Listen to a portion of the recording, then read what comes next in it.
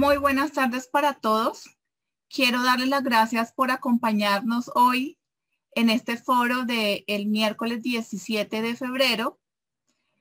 Quiero darle las gracias a los conferencistas que hoy nos acompañan. Disculpe, un momento.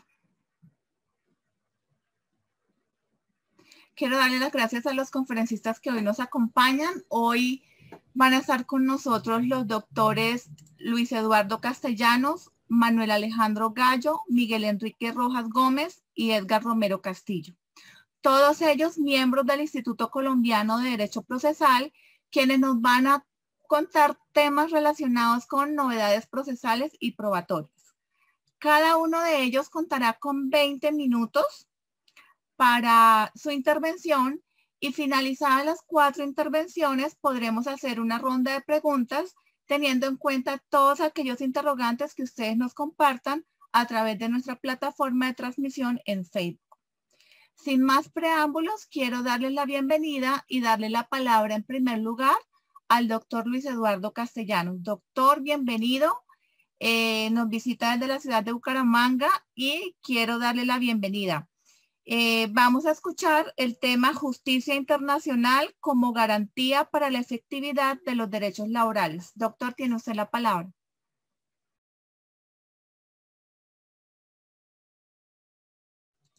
Doctor, ¿tiene el micrófono apagado? Por favor, podemos... Muchas gracias, doctora Magda. Expresar como de costumbre nuestro especial saludo a nuestro maestro Jairo Parra Quijano, director, el doctor Ulises Canosa, de igual manera a los compañeros que me acompañan en esta tarde, al doctor Miguel, ¿sí? Miguel Enrique, al doctor Manuel Alejandro, al doctor Edgar Romero Castillo, con quienes vamos a tener esta oportunidad de dirigirnos. Y un saludo también a todos los que nos acompañan en este momento a través de la red, atentos al desarrollo de este importante evento. Siempre relacionado dentro de la metodología y la forma bien acertada en que se viene llevando a cabo por parte de nuestro instituto estos espacios de orden académico. Efectivamente, el tema que voy a abordar se ha denominado la justicia internacional como garantía para la efectividad de los derechos laborales. ¿Sí? Tenemos que partir del hecho de señalar que si bien es cierto en Colombia a partir de 1991 se incluyeron esos principios y valores que en esencia determinan el Estado Social de Derecho o el respeto a la dignidad y el valor fundante como garantía constitucional del derecho al trabajo y los aspectos que tienen que ver en el tema incluso los temas de la seguridad social. Hoy en día vemos de que hay un derecho que viene emergiendo a raíz de los procesos de globalización en el marco de lo que son los derechos universales.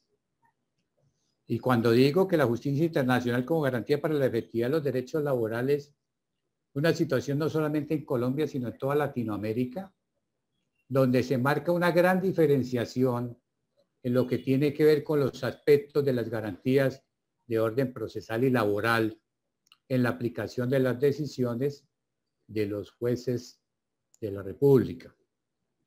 En este aspecto tenemos entonces que empezar por señalar que efectivamente hoy en día, en los últimos años, ¿sí?, ha tomado un resarcimiento y una importancia los derechos laborales en el marco de los instrumentos establecidos en el caso de la Comisión Interamericana de Derechos Humanos y de igual manera en la Corte Interamericana de Derechos Humanos. Y es importante señalar esto porque vemos que de un lado emerge y se abre paso. Ya estábamos acostumbrados desde la praxis a oír que la Comisión Interamericana de Derechos Humanos o la Corte Interamericana se pronunciaba siempre frente a los casos y hacíamos de una vez referencia, señalábamos al caso de víctimas en materia de aspectos de orden penal, desapariciones forzadas, torturas, ¿sí? Normalmente se encajaba allí este aspecto. Hoy en día, ya con los pronunciamientos y los precedentes que ha generado la justicia internacional, vemos de que los derechos laborales reafirmados como derechos humanos, hoy tienen un particular desarrollo en lo que corresponde a estas entidades del orden internacional. Ellos señalan entonces de que hoy incluso Colombia es un segundo país con más quejas que hay ante la Comisión Interamericana de Derechos Humanos y en materia laboral, ¿sí?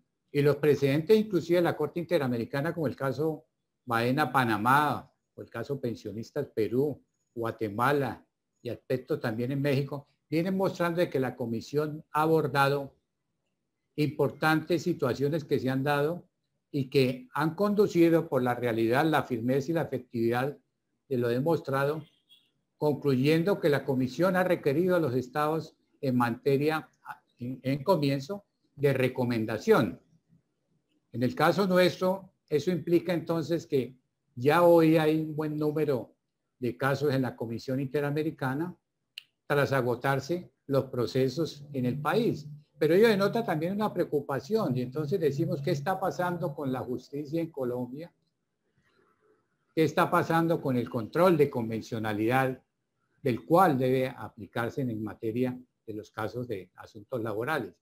Temas específicos que hoy han llegado a la Comisión Interamericana de Derechos Humanos. Ya no solo desde el punto de vista, sino del derecho individual del trabajo, pronunciamientos que ha tenido la Comisión Interamericana en los casos inclusive de temas pensionales de sobrevivencia, ¿sí?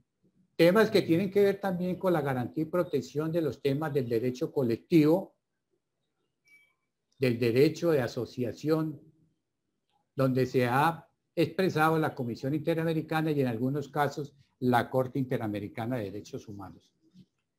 Y entonces tenemos que decir que partiendo hoy del escenario que tenemos con la ley 1564 del año 2012, el nuevo Código General del Proceso, donde inclusive hay que reconocer el papel protagónico que jugó allí el instituto, nuestro Instituto Colombiano de Derecho Procesal, en cuanto al establecerse en materia laboral en el Tribunal de Cierre en Casación Laboral, en su artículo 333, que hoy ya esa cultura que traíamos del control de legalidad en materia de casación laboral se amplía por mandato de allí establecido y entonces vemos de que ya hoy el juez, ¿sí?, en las salas de casación laboral se debe tener en cuenta también la garantía efectiva del respeto a los derechos constitucionales y además de los derechos humanos establecidos en los convenios y tratados internacionales. Partiendo de ese hecho, tenemos que decir que entonces allí hay unos elementos desde el punto de la garantía procesal en lo que corresponde a este recurso, pero no obstante, sin embargo, vemos que hay un divorcio entre la aplicación efectiva del desarrollo de esos procesos en lo que corresponde a la garantía real del análisis que debe corresponder entonces en estos procesos que llegan a conocimiento de la Corte. De igual manera, la situación que se da entonces en ese tema implica necesariamente que gran parte de los procesos de casación aparecen entonces las tutelas contra providencias en procura de la gente lograr la reivindicación de esas garantías que allí están establecidas. Y no obstante, al terminar allí la oportunidad como tal, pues necesariamente la gente le queda el camino expedito a acudir a los organismos internacionales. Recordemos que el artículo 14 del reglamento interno de la Comisión Interamericana de Derechos Humanos exige obviamente un término para que se produzca y se presente allí la queja correspondiente y concluida la etapa y la garantía procesal de no haber una solución o una aceptación a las recomendaciones por parte del gobierno, va el traslado a la Corte Interamericana de Derechos Humanos, quien viene abordando importantes decisiones que hoy se constituyen como precedente. Entonces, hoy la universalización de los derechos laborales con garantía de derechos humanos en nuestra Constitución del 91 se incorporaron a partir del artículo 93 y 94, igualmente el artículo 53. Tenemos que decir que de la materialización de estos derechos y obviamente también que frente a la falta que ha tenido el Congreso de la República, la expedición del Estatuto del Trabajo, ha hecho más complejo este proceso que debería haberse dado de reivindicación, donde incluso uno encuentra de que hay posturas que la Corte Constitucional ha venido desarrollando desde el punto de vista de la efectividad de esa garantía de esos derechos. Uno de los casos más recientes que quiero señalar en torno a lo que se viene dando en la Comisión Interamericana, que todos conocemos que desde el año de 1966, cuando se incorporó en la Declaración Universal de los Derechos Humanos, el valor fundante del trabajo como derecho humano, como causal para el desarrollo armónico, ¿cierto? Los proyectos de vida de los trabajadores y sus familias, de todo trabajador. Posteriormente se asume inclusive en la Declaración de Filadelfia, pero no solo ello, sino que en el año 1919 el Tratado de Versalles, cuando nace la Organización Internacional del Trabajo como un mecanismo para que haya paz y justicia social, se enarbola entonces la necesidad del trabajo justo, equitativo y bajo condiciones dignas que hay. Ello a pesar de que en nuestra Constitución política hoy contamos con esa garantía en el artículo 25, la verdad es que hoy en día se ve y se siente la orfandad que hay en verdaderamente el reconocimiento de estos principios y valores que se dan. Uno de los casos más recientes que tenemos es el caso Martínez Esquiva, donde se pronunció la Corte Interamericana de Derechos Humanos, una trabajadora de la rama judicial que fue despedida a pesar de que tenía una garantía foral y realmente en el país no hubo posibilidad de que se le reivindicara su derecho. Es importante porque aquí la Corte Interamericana de Derechos Humanos, en una decisión que se produjo en octubre del 2020, en su ratio decidente hace unos aspectos de análisis desde la garantía efectiva procesal con la cual cuenta la trabajadora y si efectivamente esa garantía procesal llena el término que está establecido de un término oportuno y pronto, ¿sí? Pero además llama la atención del Estado colombiano porque tratándose de una funcionaria de la Fiscalía, la Corte dice que el principio de estabilidad en esos casos debe ser entonces el pilar fundamental para que se garantice una efectiva, imparcial, ¿sí? Y pronta aplicación de justicia. Llama la atención inclusive la Corte Interamericana que respecto a la falta de estabilidad y esos encargos como tal, obviamente que es un factor que incide en un momento dado en las decisiones que profiera el funcionario judicial. Y entonces ordena el reintegro de esta funcionaria, ¿sí?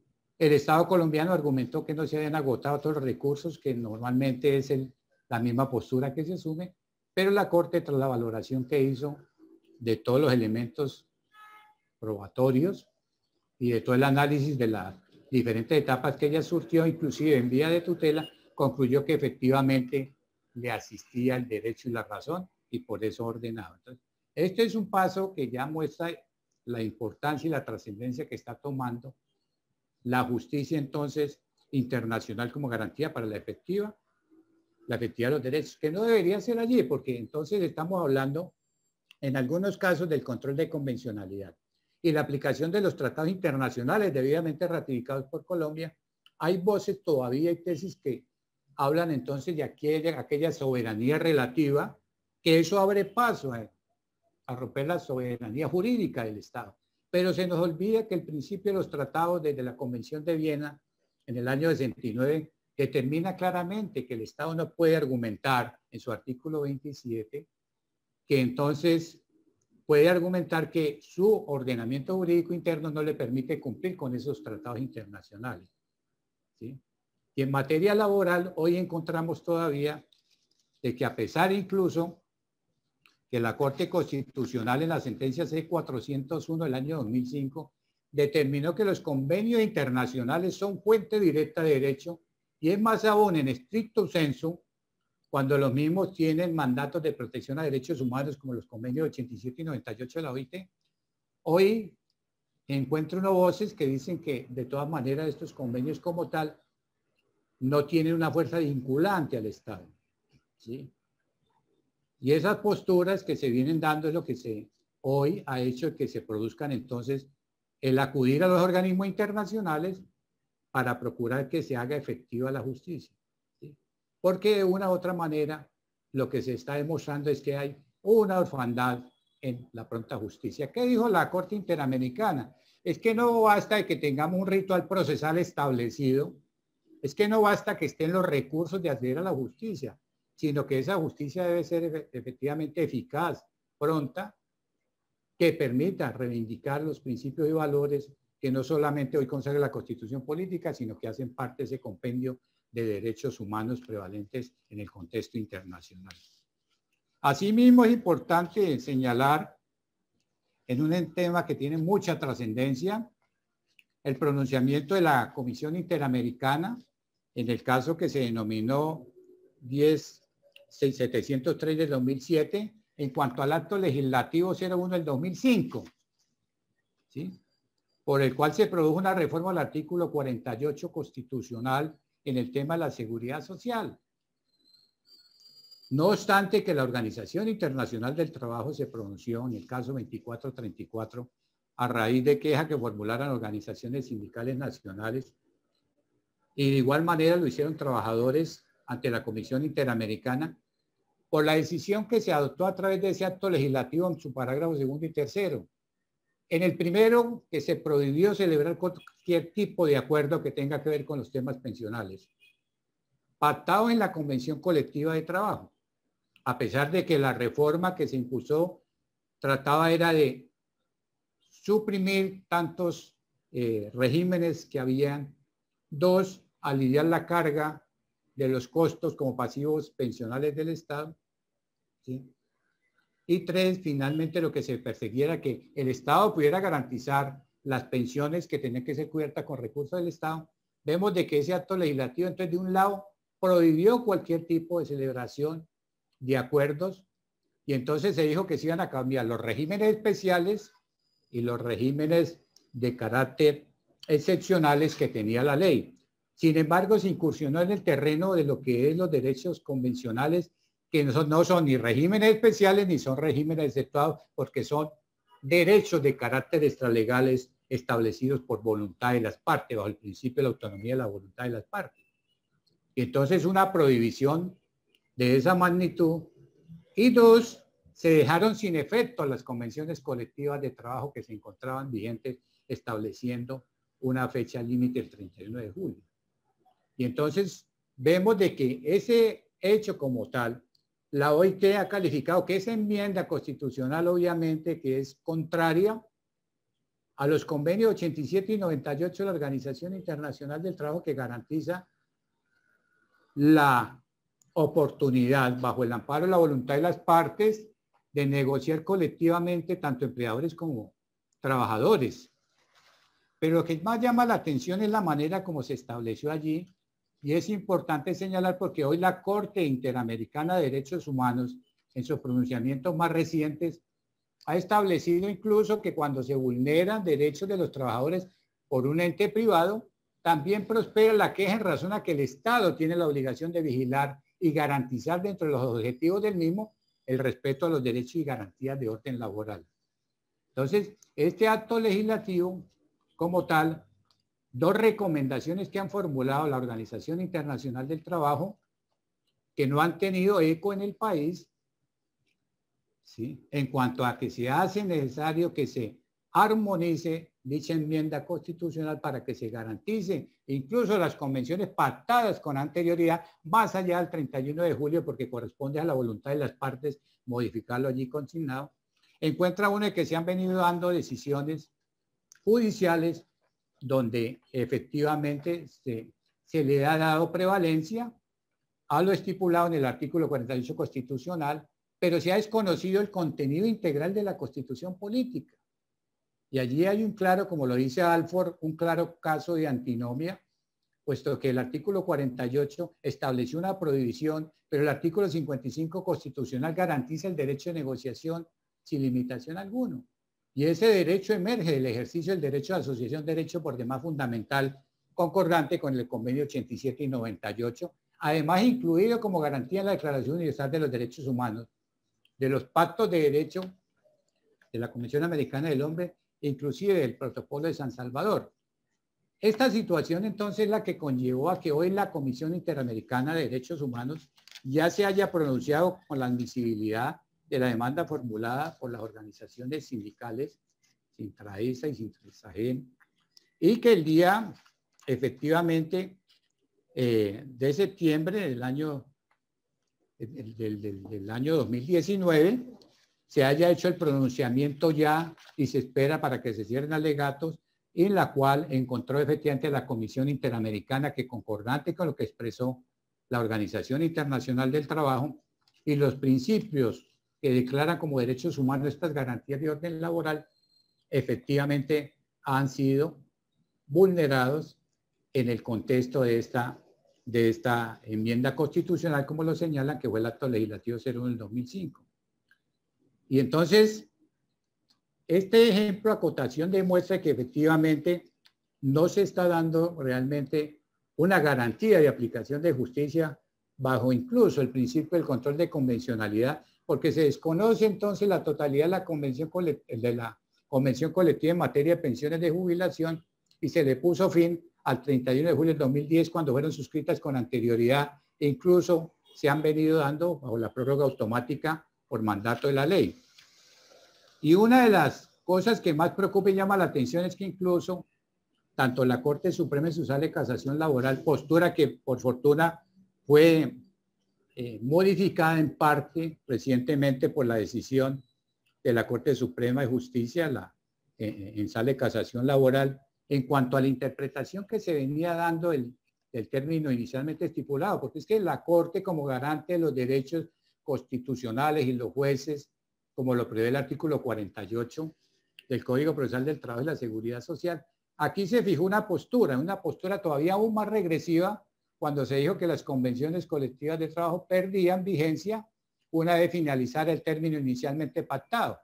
Entonces, bajo esa interpretación regresiva que se hizo, mucha gente entonces que tenía el derecho convencional establecido, entonces dijeron que las convenciones ni siquiera terminaban el 31 de julio como lo señalaba el acto legislativo, sino que terminaban entonces, era en el caso de los que habían pactado en el 2003, en el 2007, o sea, algo totalmente contrario a los principios que enarbolan los convenios y tratados de la Organización de la OIT.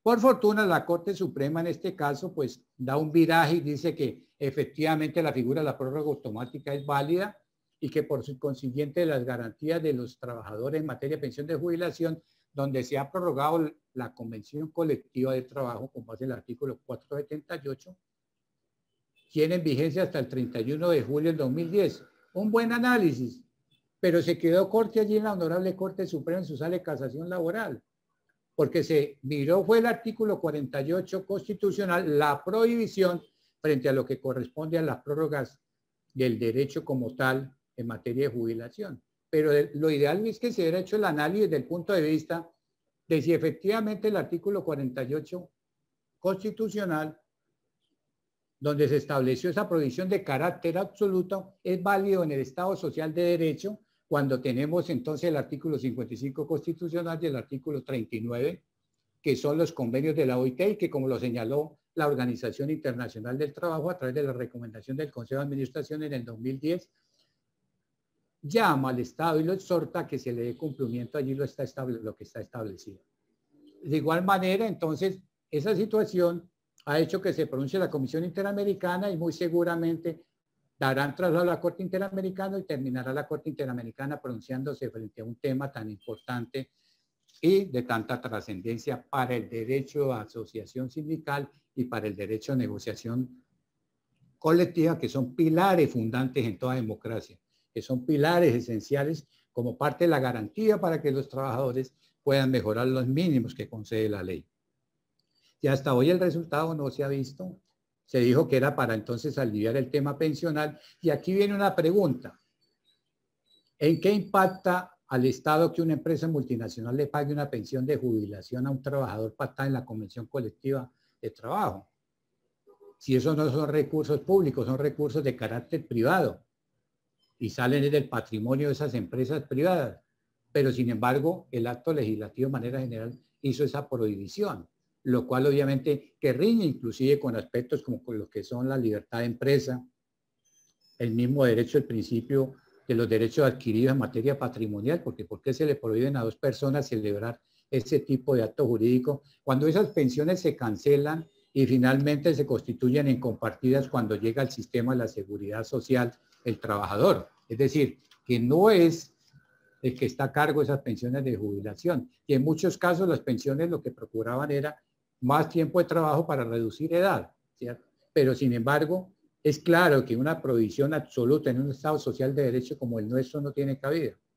Y entonces, en este caso, vemos de que nuevamente se espera que la Corte Interamericana de Derechos Humanos y la Comisión se pronuncie frente al tema para poder entonces reivindicar este aspecto que corresponde. Vale la pena entonces señalar de que es importante que se entienda, listo, que la Corte, que las garantías de orden procesal, como nos lo señalaba nuestro apreciado maestro Marcel Silva, que en paz descanse en su último libro, debe ser de la visión de lo social y de la democracia, un mecanismo para fortalecer lo social, fortalecer la democracia. Y no se puede seguir esgrimiendo entonces las garantías de orden procesal como una manera de desconocer el derecho sustancial, porque ello indiscutiblemente disminuye, ¿cierto?, la capacidad entonces que le corresponde como responsabilidad al Estado colombiano en la recta impartición de justicia, y tener siempre presente que cuando hablamos de derecho al trabajo estamos hablando de un derecho de orden social. Bajo estos criterios dejo expresado mis planteamientos en el entendido de que hoy vemos entonces que emerge la garantía del derecho internacional. Ello implica que se está sumergiendo entonces la capacidad jurídica del Estado para el cumplimiento de los convenios y tratados internacionales de manera particular, debidamente ratificados y que hacen parte de nuestro ordenamiento jurídico interno por mandato expreso de nuestra Constitución política. Dejo entonces hasta aquí mi intervención, apreciados participantes. Doctor Luis Eduardo, muchísimas gracias. Excelente intervención. Efectivamente, fortalecer lo social, fortalece la democracia. Ahorita quiero invitar, primero quiero invitarlo a que nos siga acompañando en el foro, que al final le formularemos varias de las preguntas que nos ha enviado el público. Y quiero darle la palabra en este momento al doctor Edgar Romero Castillo, también miembro del instituto, y quien va a acompañarnos con el tema cómo prepararse emocionalmente para una audiencia. Doctor Edgar, tiene usted la palabra. Excelente, doctora Magda. Mil gracias por la presentación. Aprovecho de igual manera para agradecer al doctor Jairo Parra, al doctor Ulises Canosa, la doctora Magda, a los panelistas aquí invitados por hacer esta actividad académica tan enriquecedora. Y yo, bueno, en esta ocasión voy a hablarles de algo que, si bien no tiene nada que ver con lo jurídico, pues sí tiene mucho que ver con el ejercicio de nuestra profesión. No sé si en este momento se está viendo la presentación que estoy exhibiendo, doctora Magda. Sí, señor. Sí, señor. Maravilloso. Listo. Entonces, bueno, esto que nos inquieta tanto, cómo prepararnos emocionalmente para una audiencia. Mucho hemos visto en las universidades cómo nos preparamos nosotros desde el punto de vista jurídico para, digamos, lidiar o afrontar una audiencia, pero muy poco sabemos nosotros cómo prepararnos emocionalmente para una audiencia. Entonces, esta charla, de hecho, fue inspirada por algo que me pasó hace 4 años en este edificio que ustedes están viendo ahí. Este edificio, pues para los que no lo conocen, es el edificio del Tribunal de Bogotá y Cundinamarca. Y yo llegaba a una audiencia ese día, hace 4 años. Llegué con suficiente antelación y me fui, eso que al fondo están las audiencias judiciales, cuando pasa uno un puentecito, pasa ese puentecito, llegué hasta por allá. Y llegué con tanta anticipación que me dio tiempo inclusive para ir al baño. Fui al baño y en esa época, no sé si todavía, habían unas sillas donde uno esperaba el turno para poder ingresar al baño. Yo estaba ahí sentado en esas sillas. Y de pronto pasa al frente mío una abogada, muy elegante ella. No sé si iba a entrar o salía de alguna audiencia. Yo creo que iba a entrar a una audiencia. Tenía unos tacones enormes y caminaba en ese pasillo de extremo a extremo, fumando un cigarrillo. Algo angustiada, evidentemente. Y ella se dio cuenta que yo la estaba mirando y ella pues simplemente me hizo el comentario de cómo, no sé, esta cosa de la oralidad me tiene mal, dijo ella. Entonces yo me quedé mirando, no supe contestar en ese momento. Pero fíjense que ese momento me sirvió a mí para sembrar una pequeña semilla de inquietud sobre por qué a nosotros los abogados no nos preparan para este tipo de cosas, ¿no? Que también son bastante importantes y valoradas en este tipo de situaciones, y nosotros ni idea, simplemente respondemos intuitivamente, pero detrás de esto existe toda una formación, una capacitación, la que me he venido entrenando hace 4 años. Así que espero que esta abogada ojalá esté en esta conferencia y le llegue la información un poco tarde, porque desde el momento no supe qué contestar. Para los que estuvieron presentes en mi conferencia anterior, donde hablábamos de la inteligencia emocional en época de pandemia, hicimos referencia a cómo nosotros, los seres humanos, reaccionamos frente a un estímulo emocional. Y de ahí me apoyé en esta gráfica que se encuentra en el libro de Inteligencia Emocional de Daniel Goleman, que es considerado uno de los padres de la inteligencia emocional, donde explica cómo ocurre en nuestro cerebro todo este fenómeno, que entre otras, uno cree el tema emocional sale del corazón, no, todo ocurre en principio desde nuestro cerebro. Y aquí en esta gráfica vemos como una persona está frente a una culebra, y esa imagen de la culebra llega a una parte del cerebro que se llama el tálamo. Y el tálamo lo que hace es traducir esa imagen, por ponerlo en unos términos muy sencillos, al lenguaje cerebral, y coge 2 caminos distintos. Un camino que es un camino bastante corto hacia la amígdala, y otro camino que es mucho más extenso hacia el neocórtex. Cuando llega la amígdala, ahí prende centinela, prende alarmas. ¿Por qué? Porque la amígdala, precisamente, esa es su función. Cuando estamos frente a una situación de peligro, prende las alarmas, ¿sí? Y por eso nosotros experimentamos aceleración del corazón, porque la amígdala está conectada con nuestro sistema cardiovascular, y empezamos a sudar. Y de pronto, muy seguramente, como consecuencia de haber visto esa culebra, salimos corriendo, pegamos un grito, tomamos las reacciones que generalmente tomamos, ¿sí? Y luego, como hace un camino mucho más extenso, mucho más largo, hacia el neocórtex, esa imagen llega, pero el neocórtex, a diferencia de la amígdala, tiene una función reflexiva. Es la parte racional de nuestro cerebro.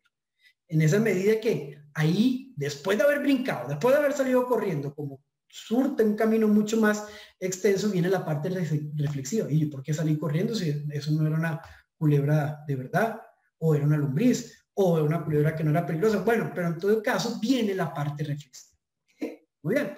Pero entonces fíjense que para algunos esa culebra puede estar representada en alguna de estas imágenes. Puede estar representada en una audiencia judicial, en un estrado judicial, en una sala de audiencias, o puede estar representado inclusive en una persona, que puede ser el abogado de la contraparte, que puede ser el juez, ¿sí?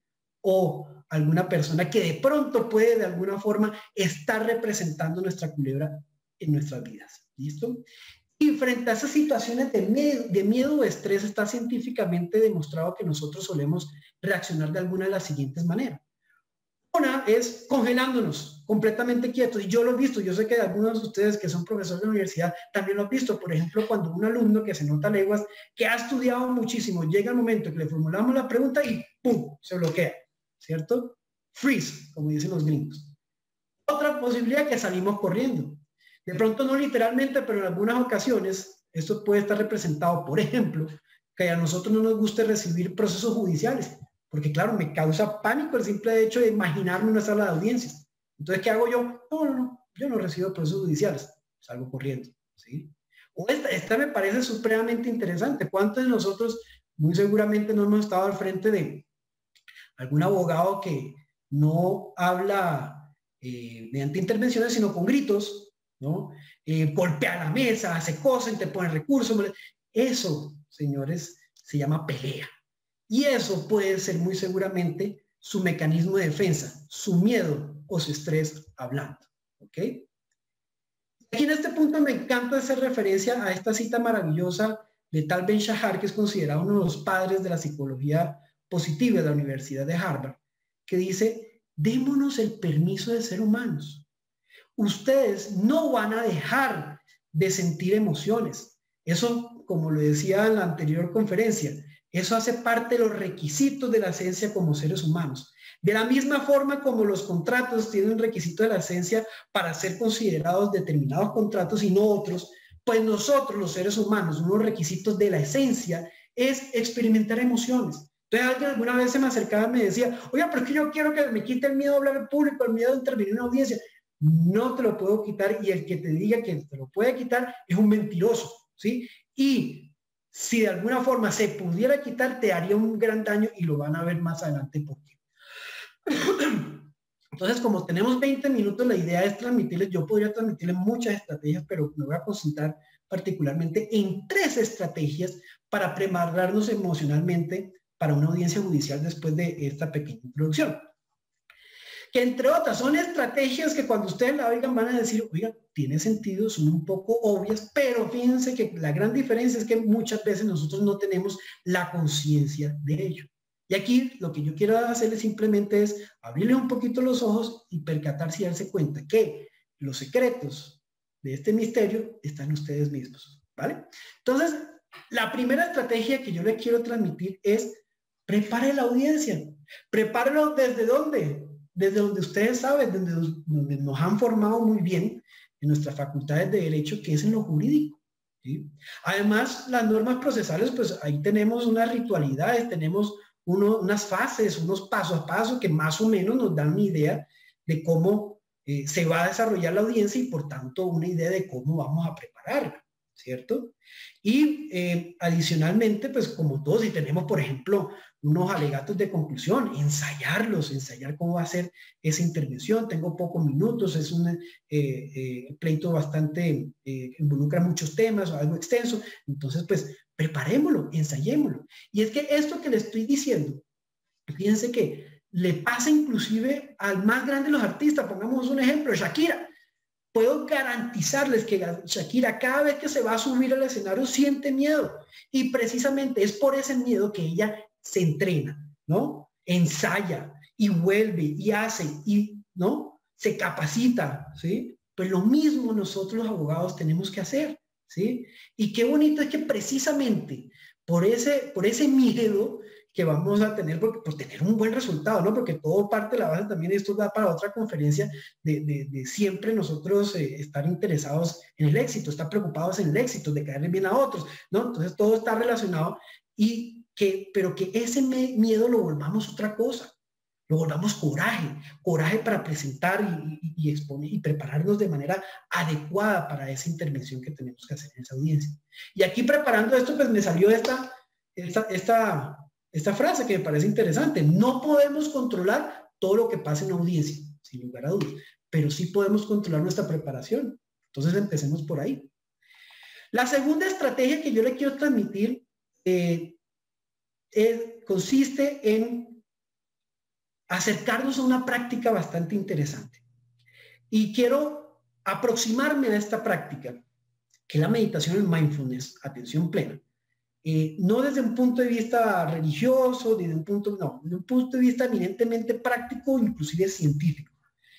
Hubo un médico de la Universidad de Boston que se llamaba Benson. Benson le llamaba muchísimo la atención una serie de manifestaciones mentales y físicas que se evidenciaban en los monjes budistas. Entonces, por allá se fue a vivir con ellos un buen tiempo y trajo consigo una cantidad de enseñanzas y experimentos bien interesantes que le ayudó a entender muchas de las cosas de la cultura budista, y entre ellas el tema de la meditación. El tema de la meditación es una herramienta poderosísima para nosotros los seres humanos para, entre comillas, regular nuestras emociones, y les voy a explicar por qué. Ven esta autopista, aquí vemos carros pasar. Imagínense que esos carros son sus pensamientos, ¿sí? Y esos pensamientos a veces nos llevan al futuro o al pasado. Entonces, por ejemplo, estamos en el futuro, me va a ir mal en esa audiencia, si son jueces, no, estoy preocupado, no tengo esa sentencia lo suficientemente desarrollada, me falta más fundamento, me falta estudiar más, ¿sí? Nos lleva al futuro. Y cuando estamos en el futuro, nos entra el estrés, la preocupación, la ansiedad, ¿cierto? O a veces esos pensamientos nos llevan al pasado. Me fue pésimo en esa audiencia, ¿por qué no intervine cuando debía intervenir? No leí bien la sentencia. Entonces eso nos lleva a que nos dé tristeza, nos damos látigo, no nos sentimos conformes con nosotros mismos, ¿sí? Entonces la meditación mindfulness lo que lo invita es que no vaya ni para un lado ni para el otro, aquí y en el ahora. ¿Y cómo hacemos eso? Pues simplemente estando conscientes de una cosa tan importante en nuestra vida que a veces se nos olvida, que es respirar. Concéntrese en su respiración por un espacio de tiempo, 1 minuto, o 10 minutos, 20, media hora, lo que usted quiera. Pero concéntrese por un momento en algo tan valioso y tan importante que es su respiración. Y será inevitable que vengan los pensamientos, por eso hago el dibujo de esta autopista. Claro, pero ¿cuál es el secreto? Que dejemos pasar esos pensamientos. Alguien decía, no, es que hay que poner la mente en blanco. No, no, no, es que poner la mente en blanco es imposible. Lo que hay que hacer es una pequeña trampita a la mente y decirle, concéntrate en una cosa que es tu respiración. ¿Listo? Y fíjense que también desde el punto de vista científico se ha demostrado que una persona, hay una parte del cerebro que se llama el hipocampo, y cuando el hipocampo está muy reducido, ¿sí? Eso hace que la persona reaccione de manera bastante repentina frente a determinados estímulos emocionales, ¿sí? Y no se controle, ¿cierto? Pero en la medida en que se aumente el tamaño del hipocampo, pues esa persona tiene un mejor campo de reacción frente a esos estímulos emocionales. Y adivinen qué ayuda precisamente para aumentar el tamaño del hipocampo. La meditación, mindfulness o inclusive el ejercicio. ¿Listo? Y eso pues naturalmente son reguladores que nos ayudan para de alguna forma administrar nuestra emoción. Entonces fíjense aquí algo interesante. Gracias a la meditación en mindfulness, que es una práctica, ¿no? La idea es que uno lo practique lo más que se pueda, ojalá diariamente, ¿sí? Que nos ayuda a nosotros, a las personas y particularmente a los abogados, a estar en el presente, a estar en el aquí y en el ahora. Y si estamos en el aquí y en el ahora, pues ¿qué beneficios puede representar eso para nosotros en el momento de tener un desempeño en audiencia? Primero, antes de la audiencia, no estamos todo el tiempo pensando en el futuro, no, eliminamos esos pensamientos negativos, ¿cierto? Y estando dentro de la audiencia, ¿sí? Voy a estar yo más atento, porque ya yo he entrenado mi cuerpo, yo ya he entrenado mi mente, ¿sí? Para que se concentre en una cosa tan simple como es mi respiración. Pues ya estoy entrenado para estar ahí, en esa audiencia, en ese momento, y no pensando en el resultado del fallo, no pensando en la vuelta que tengo que hacer después de que salga de la sala de audiencias, ¿cierto? Entonces, fíjese lo valioso de esto. Además, mejoran los reflejos, ¿sí? Y aumenta la creatividad. Todo esto está científicamente demostrado y yo les digo una cosa, yo lo he experimentado, yo lo he vivido. Es más, ¿saben qué? No me crean. Pónganlo en práctica bajo una visión escéptica, ¿sí? Pónganlo en práctica y miren a ver cómo les va. Y además, fíjense lo interesante el descubrimiento al que llegué hace poco.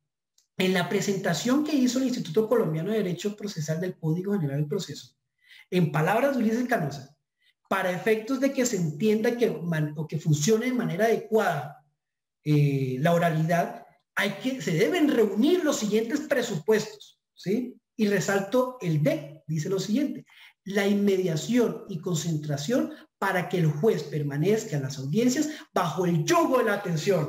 Gracias, doctor Ulises. No me lo inventé. Y tan no me lo inventé todo esto que estoy diciendo, que hay un autor que a mí me encanta seguir en redes, que es un abogado español, que escribió un artículo que se llama La atención del abogado en juicio o ventajas de una mente equilibrada, clara y precisa, donde habla precisamente de prácticas como el mindfulness. ¿Ok? Ahí se las recomiendo para que sigan indagando. De esta manera, recomendaciones concretas que yo hago de cara a esta estrategia. Primero, realicemos unos minutos antes de la audiencia, ¿sí? Unos momentos de relajación, de meditación, ¿sí? Que puede ser personal, puede ser guiada a través de un audio. Existen 1000 formas, hasta inclusive si ustedes están tomando un café, ponerse simplemente a apreciar el café, a tomarlo, a sentir el sabor, a sentir el olor. Eso, señores, estamos ejercitándonos para estar en el presente. ¿Listo? Entonces eso lo podemos hacer antes de entrar a la audiencia. Pero mejor aún si tenemos la práctica de hacerlo todos los días, ¿no? Y la tercera estrategia que yo les quiero transmitir es visualicemos un resultado favorable.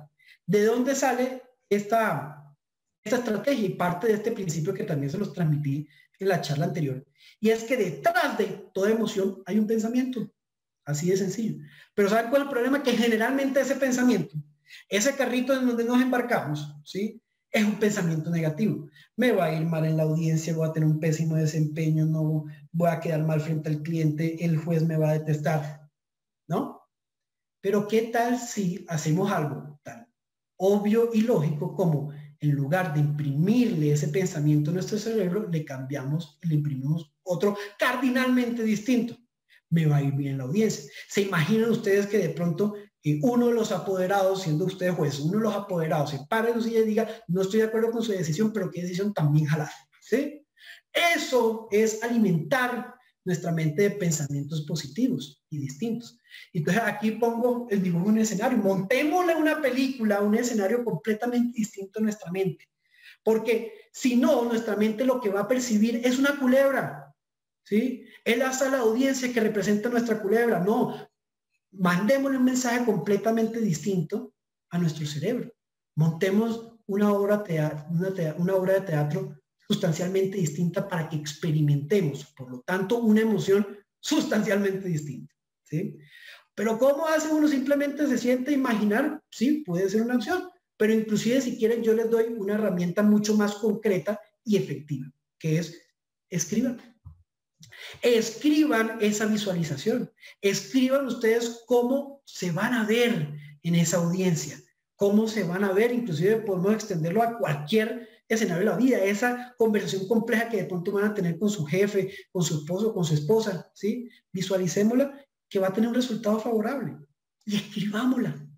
Cuando usted, y escríbanlo, no computador, no me hagan trampa, escríbanlo a puño y letra, porque está científicamente demostrado que cuando uno escribe a puño y letra, activa el hemisferio derecho del cerebro, donde funciona toda la parte emocional de nuestro cerebro, ¿sí?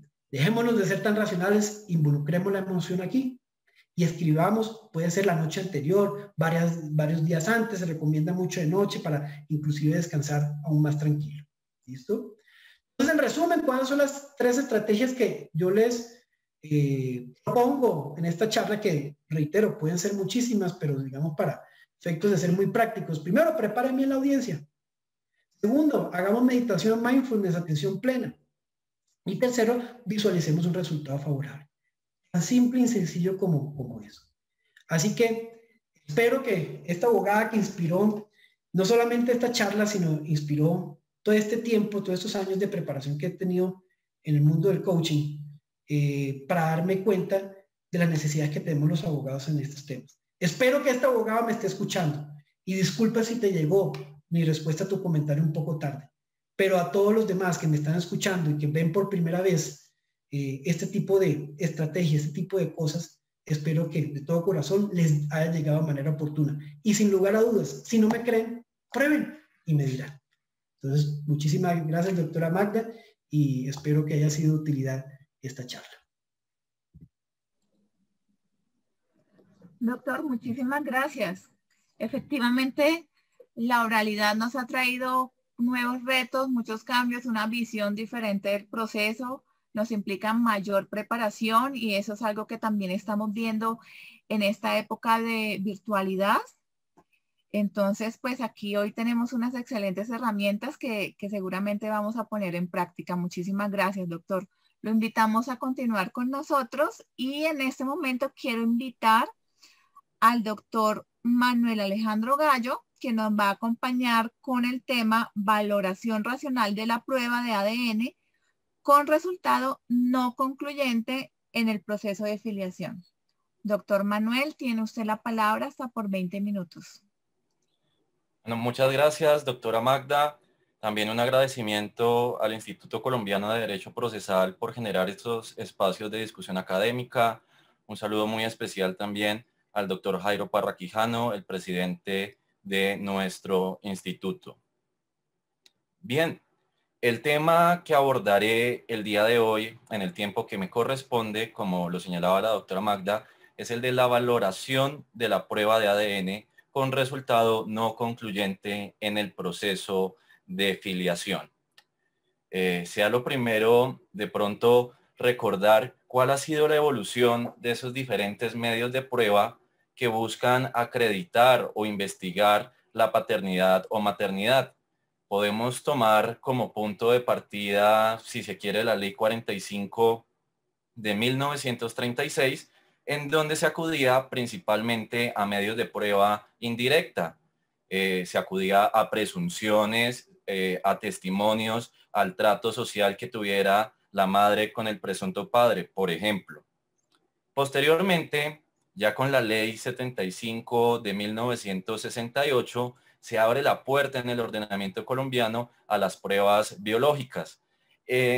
Por allá en la década de los 70, la prueba que gozaba de mejor reputación era la prueba de los grupos sanguíneos. Esta prueba de los grupos sanguíneos era de gran ayuda para excluir la paternidad, pero no nos decía mucho para confirmarla. ¿Por qué nos servía para excluir? Por las diferentes combinaciones que pueden surgir de la relación entre padre y madre. Por ejemplo, si la madre es de grupo sanguíneo A y el padre también de grupo sanguíneo A, es imposible que el hijo sea de grupo sanguíneo B o de grupo sanguíneo AB. Las únicas posibilidades son que el hijo sea o de grupo sanguíneo O de grupo sanguíneo A. Por eso nos servía para excluir, pero pues no decía nada para incluir la paternidad.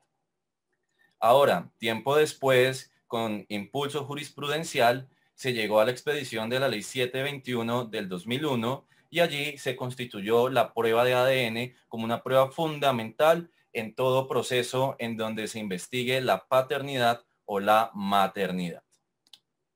Bien, ¿cómo se deben analizar entonces los resultados de esta prueba de ADN?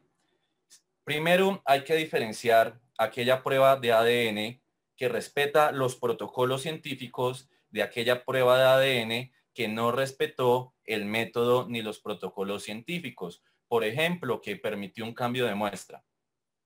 Si estamos hablando de una prueba de ADN que no respetó los protocolos, el resultado no será fiable, sin importar el índice de probabilidad que marque, si incluye la paternidad, si la excluye. Aquí nos centraremos en la otra prueba de ADN, en la que sí respetó todos los protocolos científicos. Y cuando tenemos una prueba de ADN fiable, si se quiere, tres son los resultados que podemos obtener. El primero, que la prueba arroja un índice de probabilidad de paternidad que corresponde al exigido por el ordenamiento colombiano. Es decir, arroja un índice de probabilidad igual o superior al 99.9 o 99.99. Esto es pacífico si tenemos una prueba así que de carácter inclusiva, pues el juez declara la paternidad. Una segunda posibilidad es que la prueba de ADN excluya la paternidad. En ese caso, nada que hacer, la realidad biológica nos muestra que no es el padre. Pero hay una tercera posibilidad, y es que la prueba de ADN arroje una probabilidad de paternidad que no alcanza el porcentaje exigido por el legislador, pero tampoco excluye la paternidad. Es decir, no excluye la paternidad, pero no alcanza el 99.9. Ejemplos de estos resultados sería una prueba de ADN que arrojara el 99.7 o el 99.0. Con las primeras dos hipótesis, en los juzgados es más o menos pacífica la conclusión a la que se llega. Pero en este tercer escenario, con las pruebas concluyentes, sí que se han presentado dificultades para que los operadores jurídicos valoren acertadamente este tipo de pruebas. Vamos a hacer un estudio de algunas decisiones judiciales y para que ustedes vean cómo ha sido tan variada la posición de nuestros funcionarios judiciales. En un primer momento, se tomaron estas pruebas no concluyentes como sinónimo de exclusión. Ejemplo de esta situación es la sentencia C808 del 2002. Aquí, la Corte Constitucional tomó el tema de la prueba de ADN como algo de blanco o negro. Y al día de hoy sabemos que no es tan así. Ese modo de ver la prueba de ADN casi que nos retraía a un sistema de tarifa legal. En buena hora, una posición ya superada. Posteriormente, surgió otra hipótesis en donde se valoraba la prueba de ADN a través de una sumatoria aritmética con otro tipo de pruebas. Un ejemplo de esta postura la encontramos en una sentencia del 8 de agosto del 2001, dictada por el Tribunal Superior del Distrito Judicial de Yopal.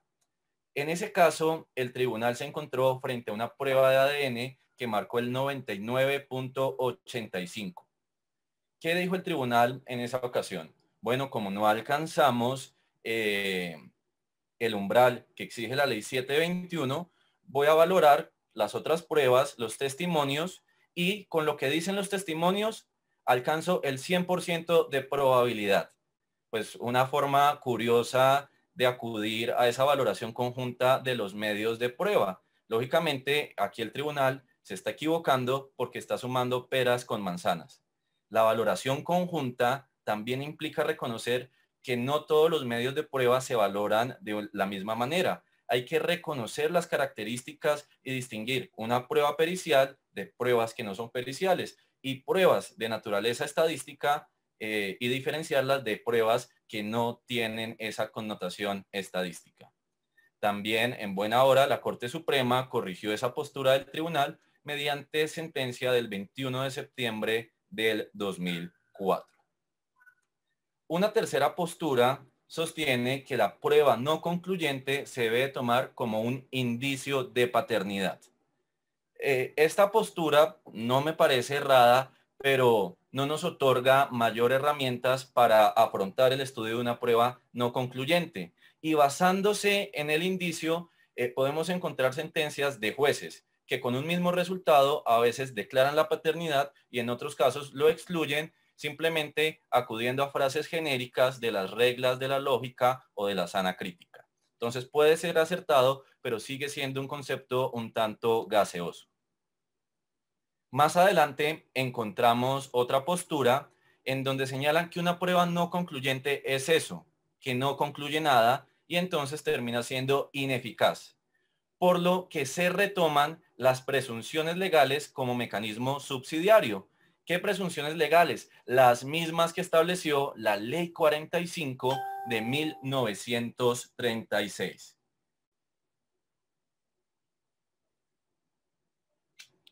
Bien.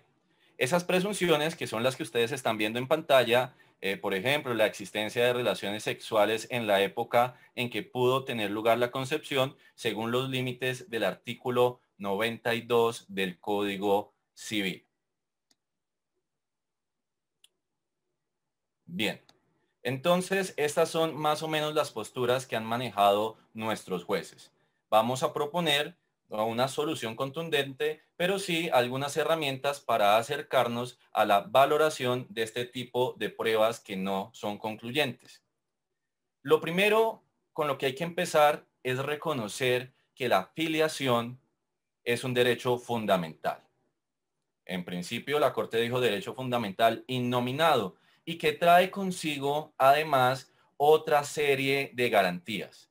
¿Cómo qué garantías? El derecho de demostrar ante la jurisdicción su verdadero estado civil. Y es por ello que, por ejemplo, el Código General del Proceso estableció que en todo proceso de filiación es obligatorio practicar la prueba de marcadores genéticos o la que según los avances científicos ofrezca mayor fiabilidad. Es decir, el Código General del Proceso abrió la puerta para la innovación científica y para mejorar esos márgenes de probabilidad, si se quiere. Teniendo en cuenta esto, se debe articular también con la causal de nulidad que está consagrada en el numeral quinto del artículo 133 del Código General del Proceso. ¿A qué se refiere esta causal de nulidad? Es nulidad, en todo caso saneable, cuando se omite la práctica de una prueba legalmente obligatoria. Ejemplo de prueba legalmente obligatoria, tenemos el interrogatorio de parte, también tenemos la inspección judicial en el proceso de pertenencia y en el caso que nos ocupa hoy, tenemos la prueba de ADN en el proceso de filiación. Pero ojo, no se satisface el requisito simplemente ordenando el decreto de la prueba de ADN. El juez debe tener un rol activo. el juez debe ser un verdadero director del proceso y lograr la práctica de esa prueba de ADN. Ahora, si se obtiene un resultado no concluyente, el juez debe investigar cuál es el motivo, cuál es la razón por la que se obtuvo un resultado no concluyente. En muchos casos, la razón está en la calidad de la muestra que se toma. En otros escenarios, la razón de una prueba no concluyente radica en la imposibilidad de contar con los dos presuntos padres. Ahora, si el juez encuentra que uno de estos motivos son lo que causan el resultado no concluyente, no puede quedarse de manos cruzadas y decir, bueno, la ley me decía que se practicara la prueba de ADN, ya se practicó, fue no concluyente y ahora voy a tomar como efecto reflejo acudir nuevamente a esas pretensiones que tenemos heredadas del derecho francés desde 1936.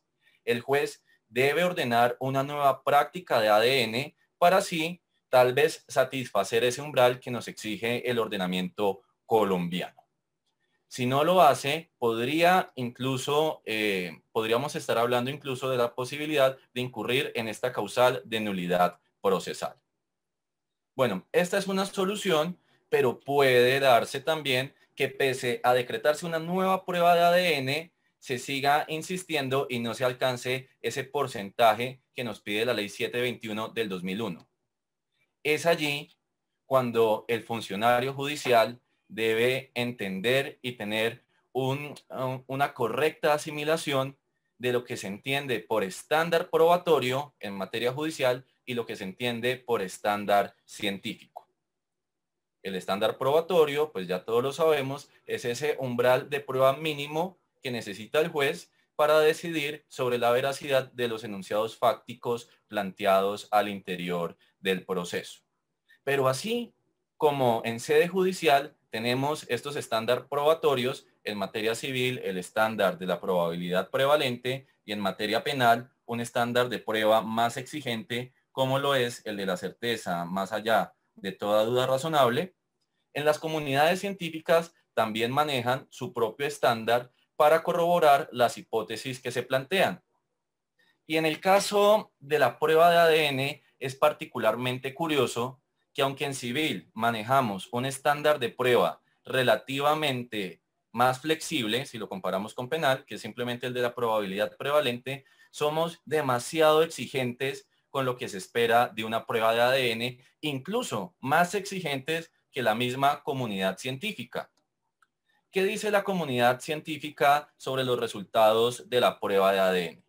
Ahí les estoy mostrando en pantalla lo que se denominan los predicados verbales de Hummel, que considero deberían ser incluidos en toda prueba de ADN y se genera una traducción de esos resultados para el juez cuando se arroja un 99.0 o un 99.5. Miren allí que una prueba que arroja un 99.73 equivale a una paternidad prácticamente probada. Sin embargo, como no alcanza el 99.99%, en algunos juzgados dicen que no es suficiente, que es una prueba no concluyente y acuden a testimonios que, bueno, no sé si tengan mayor valor probatorio que una prueba con ese índice de probabilidad. Incluso una prueba del 99.0 también nos señala que la paternidad es altamente probable. Entonces, lo primero que debemos hacer es tal vez acercar a esa comunidad científica a la comunidad jurídica. ¿A qué se debe esta separación, si se quiere, entre la comunidad científica y la comunidad jurídica? Que el Código General y demás códigos de procedimiento los están tratando de acercar. Incluso recientemente uno de los puntos centrales de la reforma del CEPACA fue el tratamiento de la prueba pericial y se acercó su regulación a lo que trae el Código General del Proceso. Pero a veces por confiar mucho se termina alejando a la comunidad científica. La prueba pericial en general tiene un trámite de contradicción oral y en audiencia. La parte contrata al perito, la contraparte puede aportar su dictamen y también solicitar que el perito vaya a audiencia. Pero hay una serie de pruebas periciales que como consideramos que son tan fiables, decimos, no, perito, no tienes que venir porque confiamos en esa prueba. Es el caso de la prueba de ADN. En el caso de esta prueba de ADN, el perito no está obligado a acudir a audiencia y tiene una contradicción del dictamen por escrito.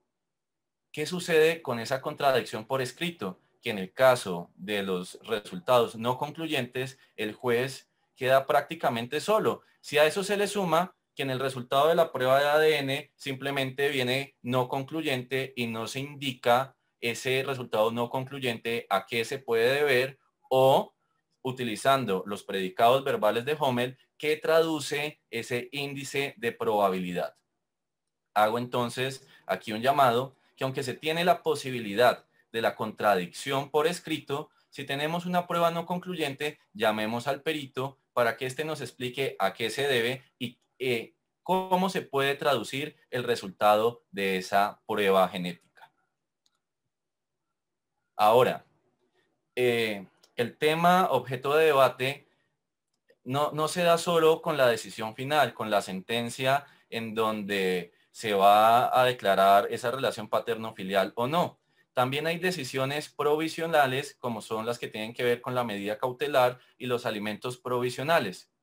El artículo 386 en su numeral quinto señala que el juez, a partir del auto admisorio de la demanda, puede decretar alimentos provisionales si se muestra una prueba de ADN inclusiva. ¿Qué sucede? Cuando se presenta una prueba de ADN con resultado no concluyente, muchos jueces toman ese resultado no concluyente como una exclusión de la paternidad, afectando los derechos del menor, porque durante todo el trámite del proceso no va a tener esta fijación de alimentos siquiera provisionales. Los predicados verbales de Hummel, que son menos exigentes que ese lineamiento que trae la ley 721, deben ser utilizados y así proteger el interés superior del menor, por lo menos como cautela mientras se va adelantando el trámite del proceso de filiación. Bueno, respetando el tiempo y las directrices de la doctora Magda, hasta aquí llega mi intervención el día de hoy. Espero que la hayan encontrado de utilidad y espero verlos pronto. Muchísimas gracias.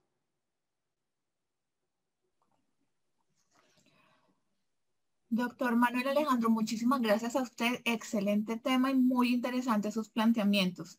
Lo invito a que nos siga acompañando para que al final de la sesión comparta con nosotros las respuestas a algunas preguntas que nos ha enviado el público. Ahorita quiero darle paso a nuestro querido doctor Miguel Enrique Rojas, miembro del instituto, quien va a acompañarnos con el tema la confiabilidad de las declaraciones recibidas en audiencias virtuales. Doctor Miguel, bienvenido, tiene usted la palabra. Muchas gracias, doctora Magda. Muy buenas noches. Debo agradecer infinitamente al Instituto Colombiano de Derecho Procesal y a las directivas, al maestro Jairo Parra Quijano, al doctor Ulises Canosa y a la doctora Magda Quintero por haber facilitado mi participación en este evento esta noche. He querido hablar hoy sobre la fiabilidad de las declaraciones obtenidas en audiencias virtuales porque pues es algo que en este momento preocupa notablemente a la comunidad jurídica y, por supuesto, a los litigantes y a las autoridades judiciales. Dado que la situación de pandemia nos ha obligado a implementar audiencias virtuales y actividades virtuales en casi todo y especialmente en la actividad judicial. En el foro de la semana pasada, los expertos nos ilustraron con envidiable solvencia sobre las imperfecciones que suele exhibir la prueba testimonial y las preocupaciones que esas imperfecciones provocan desde la perspectiva de la psicología del testimonio. Para efectos epistémicos, esas debilidades de la prueba testimonial lo que producen es una enorme decepción Pues significa nada menos que es ingenuo confiar en la veracidad del contenido de las declaraciones de testigos, por lo menos las que se reciben con la técnica ajustada al diseño institucional contemporáneo para la práctica probatoria. Lo que cabe preguntar a partir de esas reflexiones es si no sucede algo similar con el resto de los medios probatorios. Es decir, si hay algún medio de prueba que esté libre de debilidades que puedan comprometer su fiabilidad. Si se puede garantizar que algún medio de prueba sea inmune a todo cuestionamiento respecto de su veracidad. Las declaraciones de las partes, la inspección judicial, el dictamen pericial, los informes que rinden las autoridades públicas o privadas, los documentos emanados de las partes y los emanados también de terceros. Puede decirse que alguno de esos medios probatorios esté exento de cuestionamiento respecto de la veracidad de su contenido. Las imperfecciones de perfección, por ejemplo, que se le atribuyen al testigo, están del todo ausentes en el servidor judicial que realiza la inspección judicial. Los documentos, incluso los documentos provenientes de las partes, están libres de expresiones mendaces o equívocas. ¿Qué decir del dictamen pericial? Ahora el doctor Gallo nos hablaba del dictamen pericial relacionado con la paternidad. ¿Podemos realmente sostener que alguno de esos medios de prueba está exento de yerros, está exento de cuestionamientos sobre su veracidad, sobre su fiabilidad?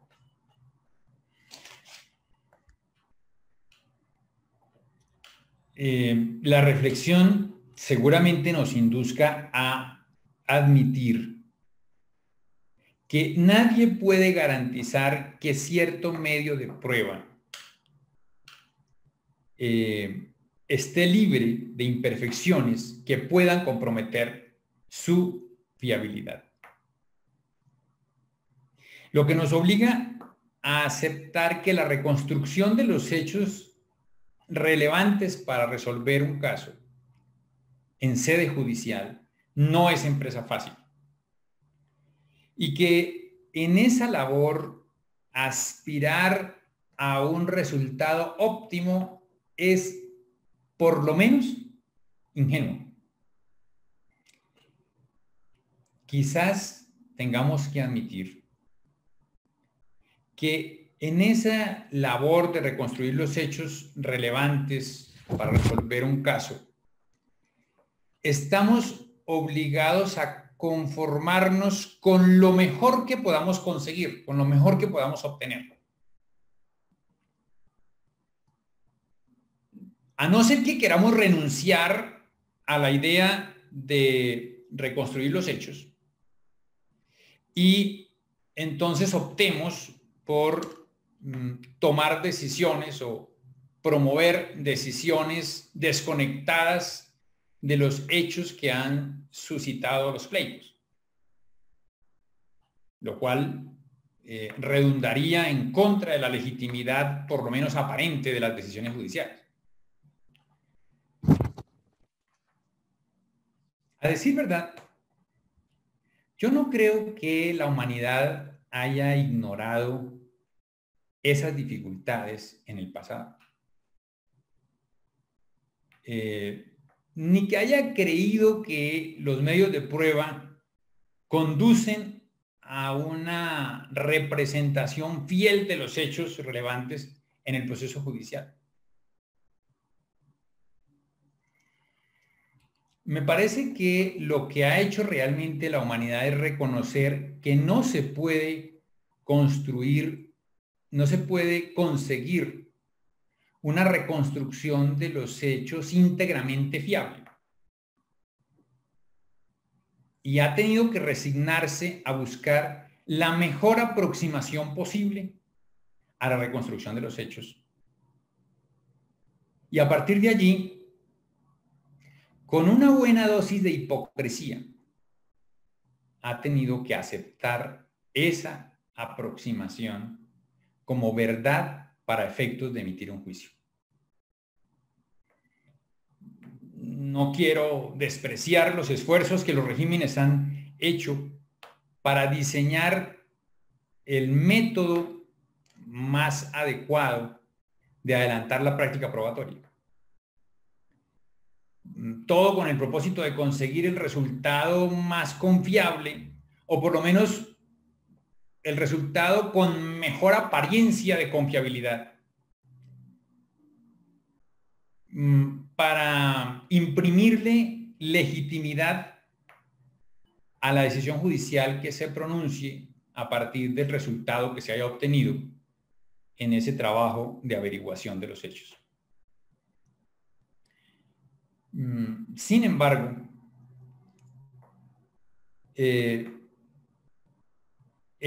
hay que aceptar, hay que reconocer que el resultado que se obtiene a partir de ese trabajo ajustado al diseño institucional no es óptimo. No es un resultado del todo confiable. Y tal vez gracias a ese reconocimiento, la humanidad encontró una forma de imprimirle legitimidad a ese resultado. ¿Cuál es esa forma? Asegurar la participación de todos los sujetos implicados en el pleito judicial en el trabajo de reconstrucción de los hechos. ¿Y cómo va a participar o cómo deben participar los implicados en el pleito judicial en esa reconstrucción de los hechos? Se plantea en general de dos maneras. En primer lugar, en la provocación de actividad probatoria y en la aportación de elementos de prueba. Y en segundo lugar, quizás lo más importante, en la contradicción de todos los elementos de prueba que pueden servir de soporte a la decisión de fondo. Esa participación de los implicados en la empresa de reconstrucción de los hechos relevantes para el proceso, y especialmente el ejercicio de la contradicción de todos los elementos de prueba, fortalece la confiabilidad del resultado de la actividad probatoria. Y por supuesto que fortalece también la legitimidad de la decisión que se adopte con fundamento en ese resultado. En tanto se favorezca, en tanto se asegure la intervención de todos los implicados en la actividad probatoria, y especialmente se les facilite la contradicción de todos los elementos de prueba que pueden servir de sustento a la decisión. La eventual inconformidad de los justiciables con el resultado de esa actividad seguramente se atempera. Y eso porque cada uno de los partícipes en la actividad probatoria tiene que reconocer que por haber intervenido en esa actividad, con todas las garantías en el desarrollo de la reconstrucción de hechos, de esa actividad reconstructiva, si participa en esa actividad, queda impedido para cuestionar o para renegar del resultado que se haya conseguido en toda esa actividad probatoria. Dicho de otra manera, si el resultado de la actividad probatoria es imperfecto bajo esas condiciones, lo es también por culpa de cada uno de los litigantes. De manera que ninguno de los litigantes estaría autorizado para renegar de ese resultado. Esto conduce a pensar que la legitimidad del resultado probatorio no se asegura tanto por la veracidad o la fidelidad de la representación que se obtenga de los hechos relevantes, sino principalmente por la participación activa de los litigantes en ese trabajo de reconstrucción de los hechos.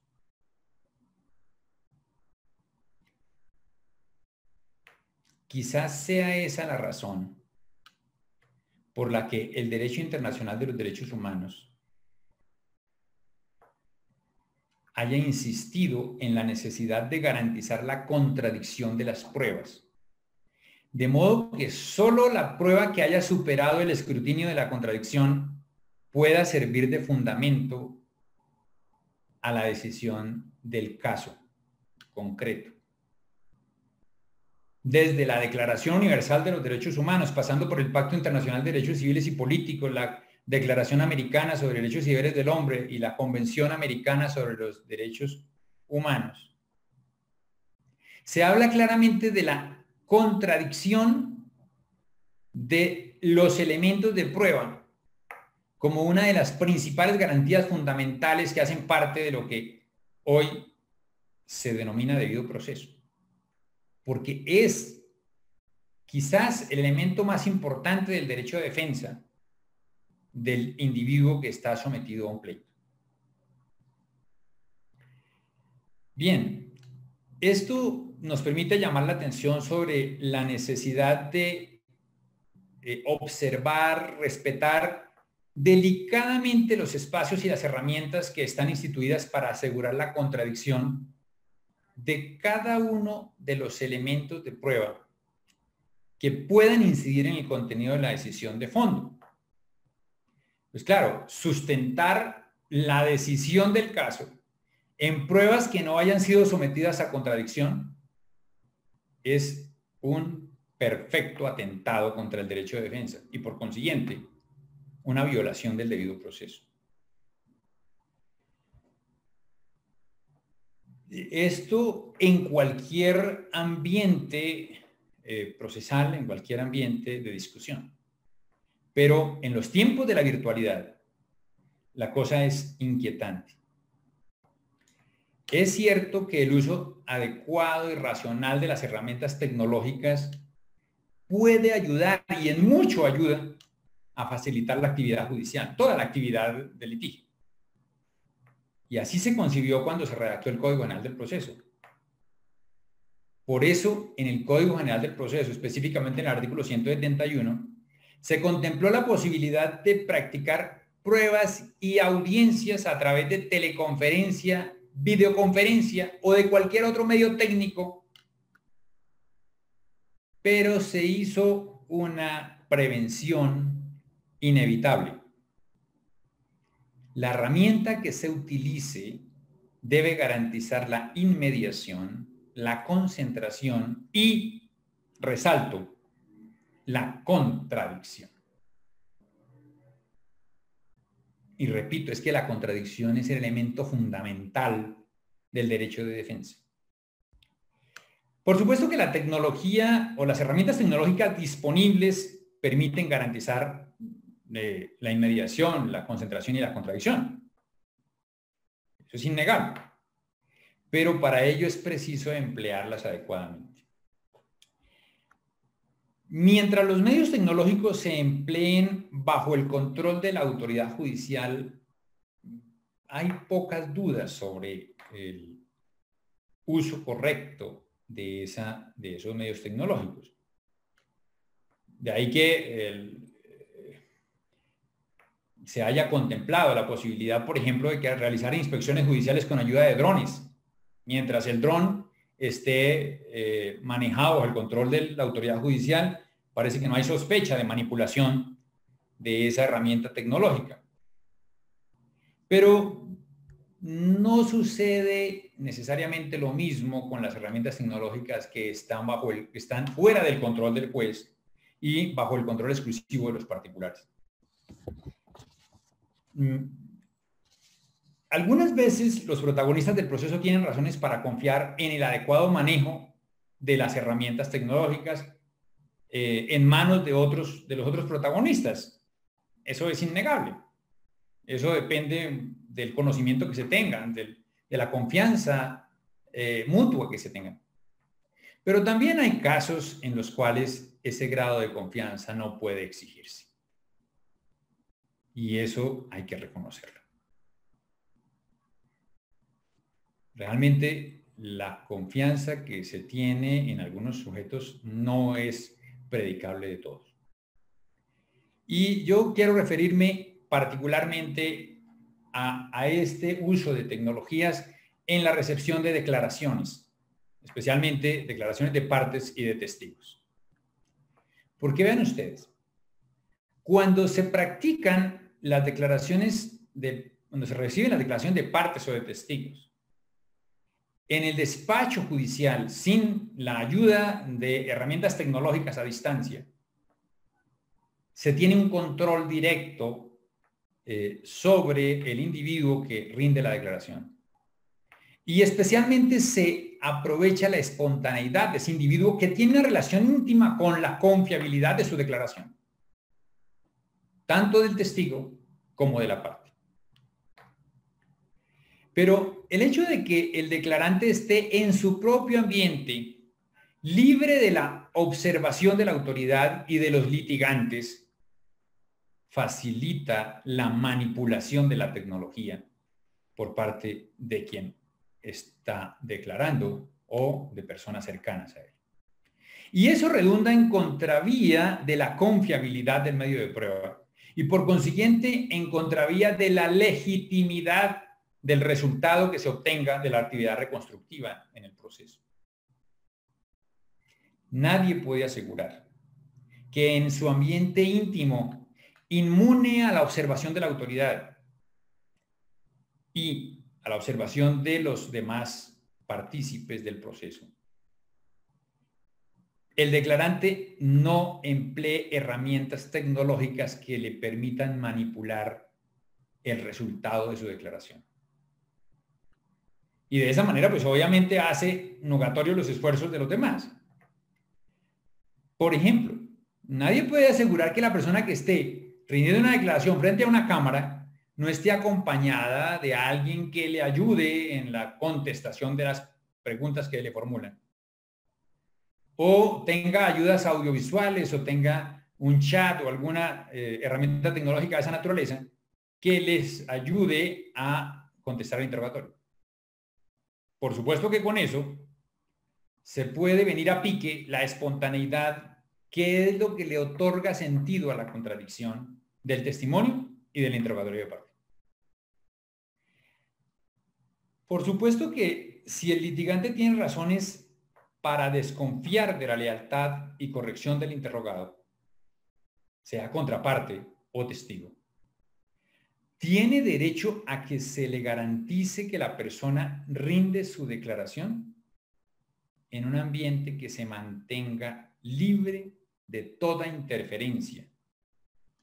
De toda interferencia que pueda arruinar su espontaneidad y por consiguiente que pueda destruir la legitimidad de ese resultado. Recibir una declaración bajo la sospecha de la parte de la parte que tiene derecho a controvertir la declaración, es arruinar esa espontaneidad. Claro, no quiero decir con esto que no se pueda recibir declaraciones por medios tecnológicos, quiere decir, sin la observación de la autoridad judicial. No, tampoco quiero llegar hasta allá. Eso es perfectamente posible, en tanto los litigantes no tengan motivos para desconfiar de la rectitud y de la lealtad del declarante.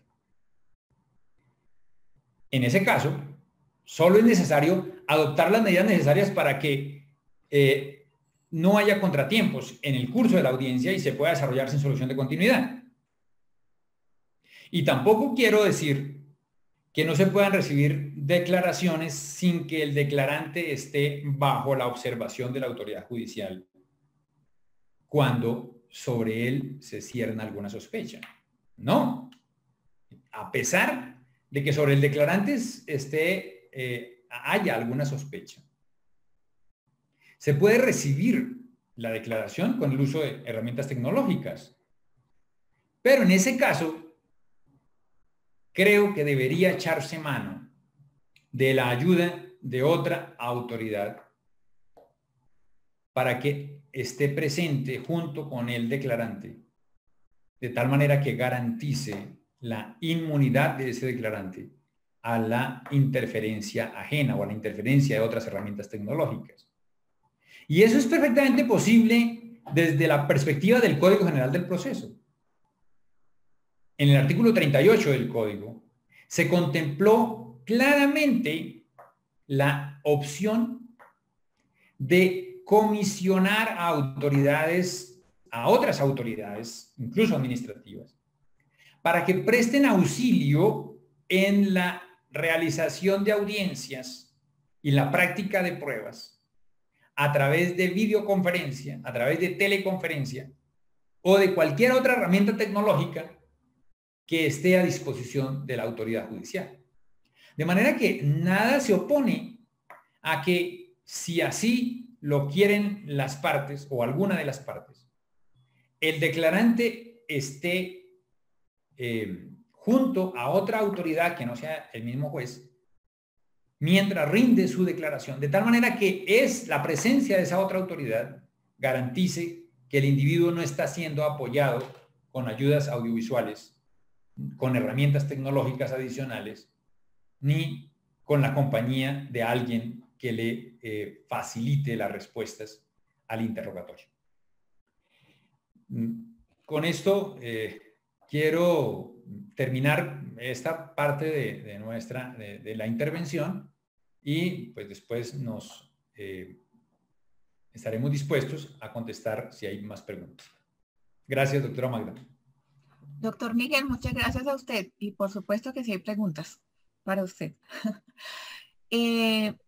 Vamos a revisar las preguntas que nos ha hecho el público y que quiero invitar en primer lugar al doctor Luis Eduardo Castellanos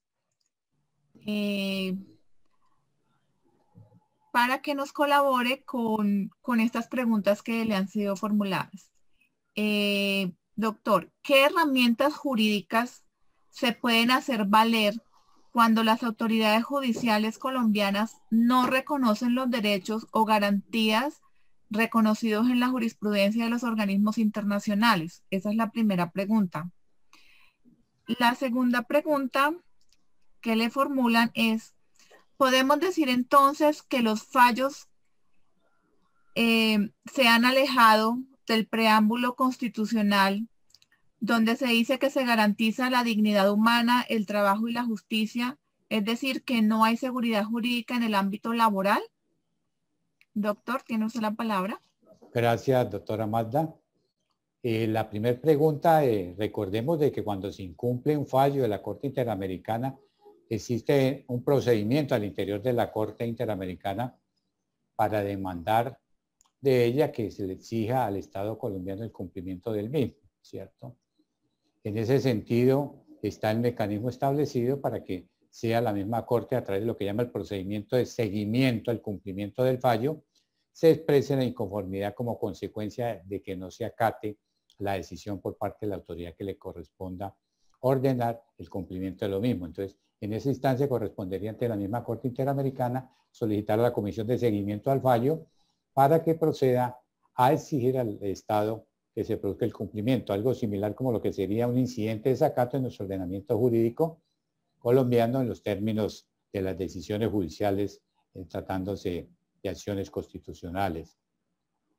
En la segunda pregunta que plantean que si se está teniendo en cuenta por parte de los jueces, la verdad es que recordemos que el artículo 48 del Código Procesal del Trabajo y la Seguridad Social establece claramente de que el juez debe procurar por las garantías, ¿cierto?, del respeto de los derechos constitucionales. Entonces, siempre que se produzca un proceso, no necesariamente es el juez de tutela el que resuelve el reconocimiento de un derecho, no, un juez en vía ordinaria también, cuando se reclaman aspectos de índole laboral, está también frente a una exigencia de lo que corresponde a los derechos constitucionales y por consiguiente debe prevalecer esa postura en que se pueda reivindicar el derecho laboral como derecho social que decíamos para el fortalecimiento, el reconocimiento a la dignidad humana, que es la garantía de nuestra constitución antropocéntrica, el Estado social de derecho.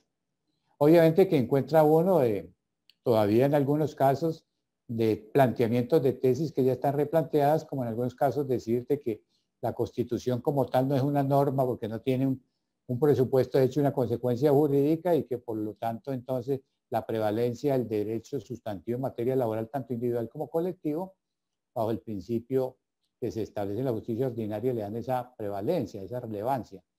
Pero obviamente que necesariamente es un proceso que tiene que darse transición.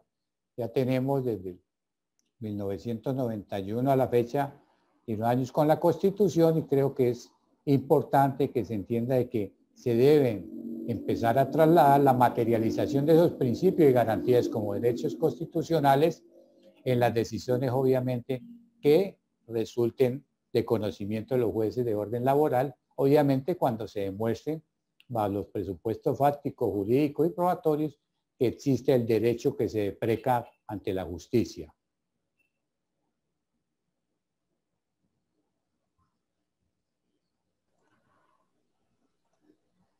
Doctor Luis Eduardo, muchísimas gracias. Gracias por acompañarnos hoy. Sus aportes de verdad académicos y profesionales nos han gustado mucho y nos ayudan mucho para comprender y aplicar más y hacer más efectivos los derechos laborales. Muchas gracias. A usted, doctora Ahorita, Magda. sí, y de igual señor. manera aprovecho para reiterar el agradecimiento a las autoridades del instituto, a nuestro maestro Jairo Parra, al doctor Ulises y a mis compañeros de panel.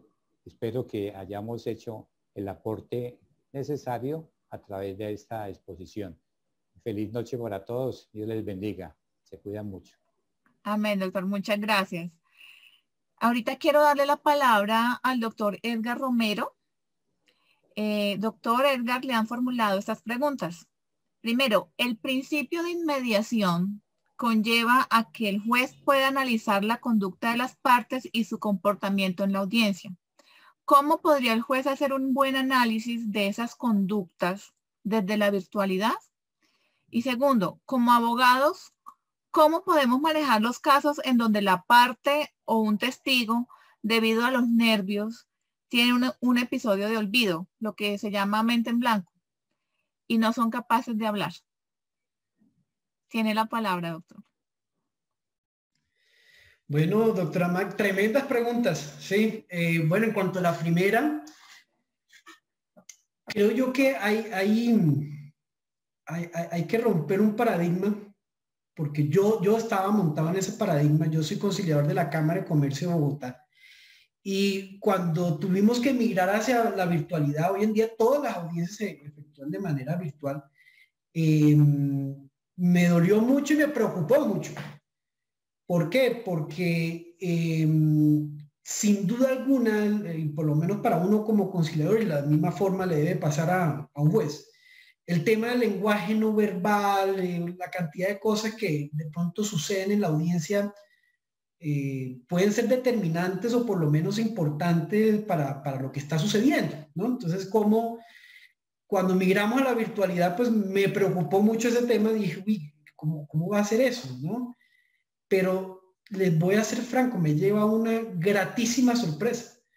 En el sentido que cuando uno está en la audiencia es un poco como el profesor de clase que se dan cuenta los últimos que están sentados en la fila, todo lo que están haciendo, todo lo que están molestando, todo, igualitico, creo yo, aplica frente a la virtualidad, con la gran diferencia que mientras uno está en la presencialidad, que la gente lo ve, que uno está viendo al otro y percibiendo al otro, uno en la virtualidad no sabe si uno está mirando al uno o al otro, ¿sí?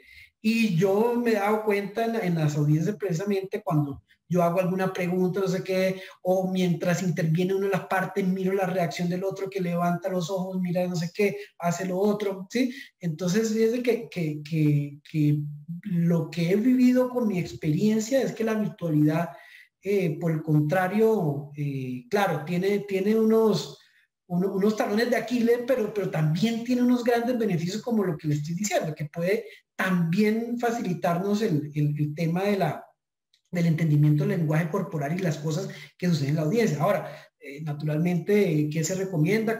Que prendan las cámaras, obviamente, cuando prendan las cámaras, tener luz para poder ver bien a la persona, sería, digamos, un par de recomendaciones básicas, pues para que no se pierda eso que uno cree que se pierde, que es el contacto humano y por tanto el reflejo de lo que está pasando en la audiencia, ¿no? Entonces yo creo que por ahí es la cosa. Y en cuanto a la segunda pregunta, interesantísimo, yo creo que cuando estamos frente a esos escenarios, es decir, cuando estamos frente a un cliente, un testigo que de pronto por sus nervios se puede bloquear, que fue una de las reacciones que yo les comenté que se puede generar frente a una situación que nos puede generar miedo o estrés, ¿sí? La persona se bloquea completamente. Ahí lo que hay que hacer es entrenar a la persona, ¿sí? ¿Y cómo se entrena a la persona? Primero, a través de lo que yo denomino preguntas poderosas, establecer, bueno, ¿qué es lo que eventualmente puede estar generando esa situación de estrés o preocupación en la persona? Puede ser una situación concreta relacionada con la audiencia o porque simplemente tiene miedo a hablar en público, ¿sí?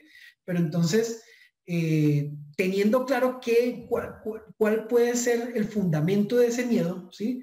Uno ataca y trata de derribar esos fundamentos que están generando ese miedo y por el contrario, como les decía en la conferencia, cambiar esos pensamientos por pensamientos que me pueden generar una emocionalidad distinta, ¿sí?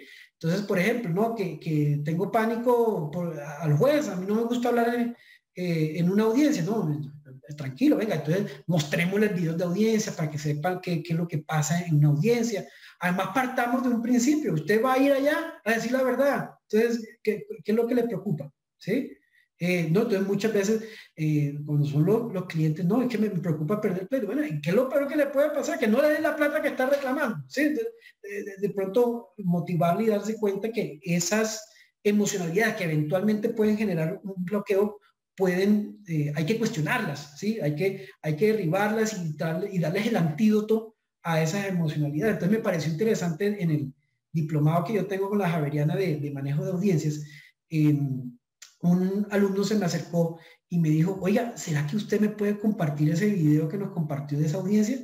Y yo, ¿para qué? Es que se lo quiero mostrar a mi cliente porque fíjese que él es supremamente nervioso y viendo los videos, las cosas que usted me ha dicho aquí, de pronto le puede servir. Claro. Entonces, fíjese que uno, como abogado, generalmente se queda con la preparación de la parte jurídica, repasemos los hechos, pero también muy seguramente tenemos que intervenir en la parte emocional, ¿sí?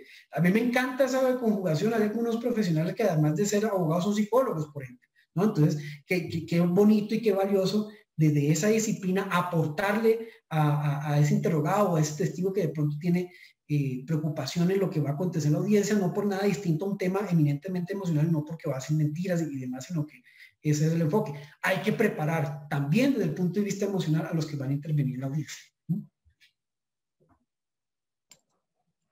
Doctor, muchísimas gracias. Muchísimas gracias.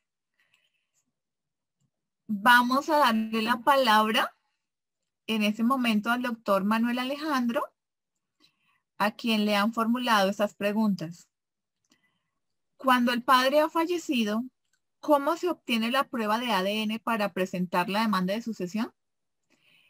Segunda pregunta, ¿es posible controvertir una prueba de ADN con resultado concluyente? Doctor, tiene la palabra. Muchas gracias, doctora Magda.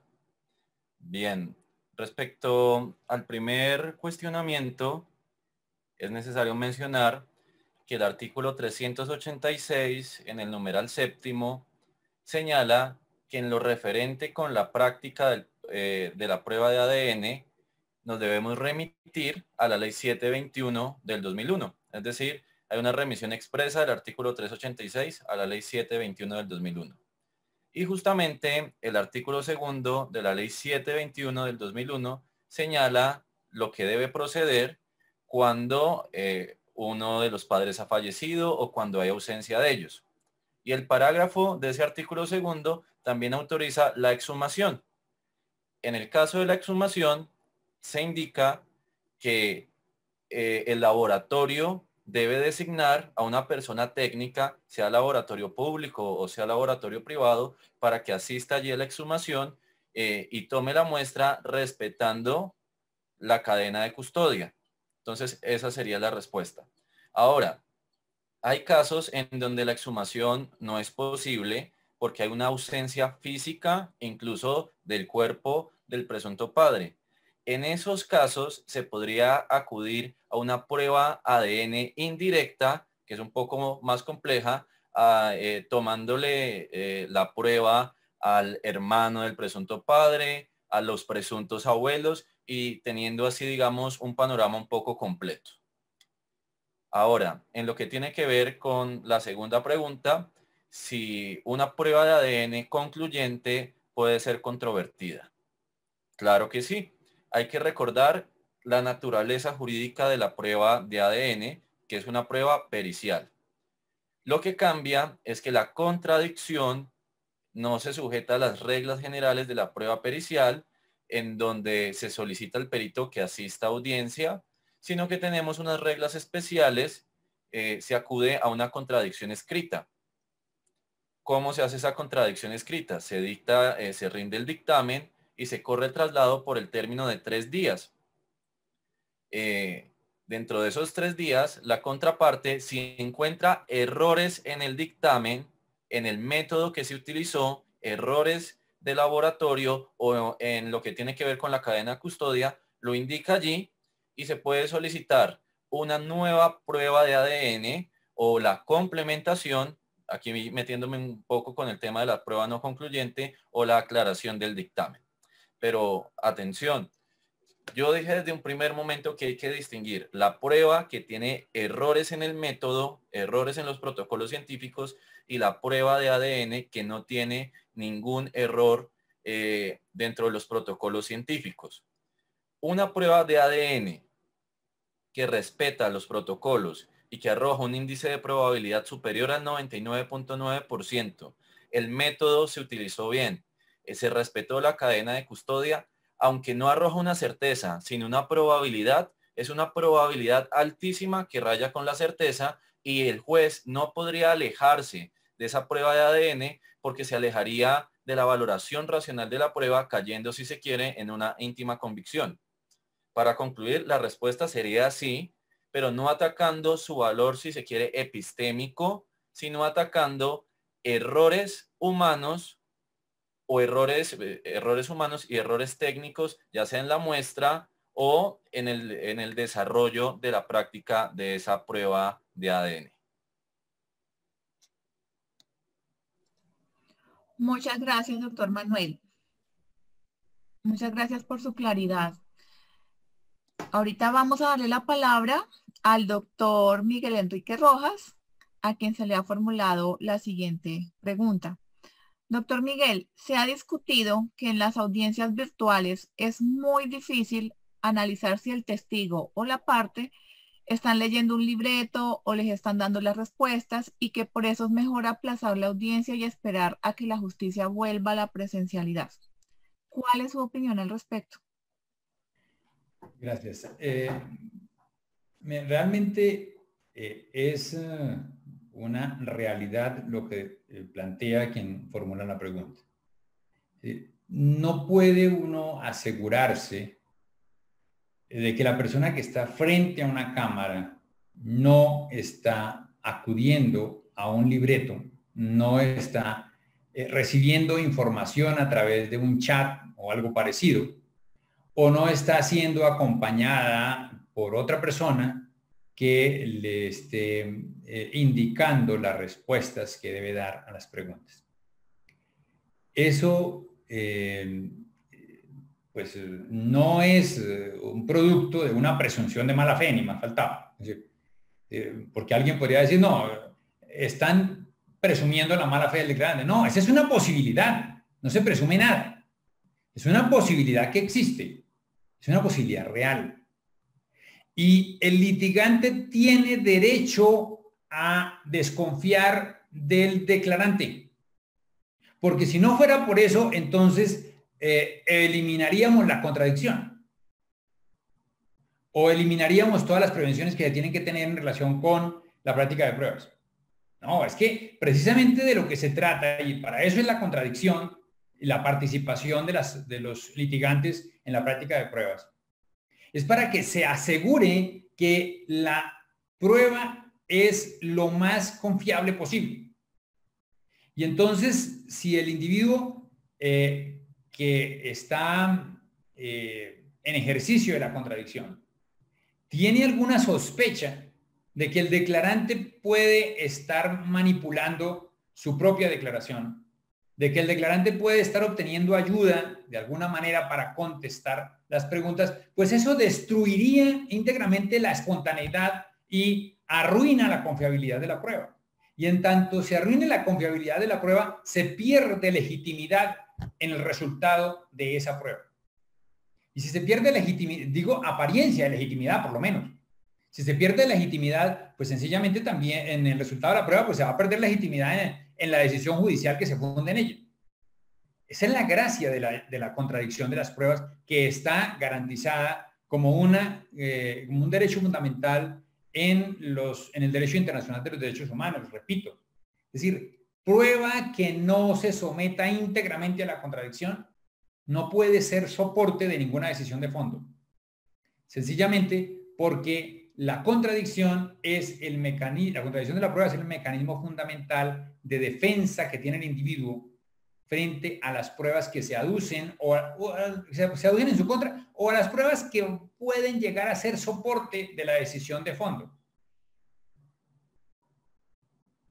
Todas las pruebas, y especialmente las declaraciones, que pueden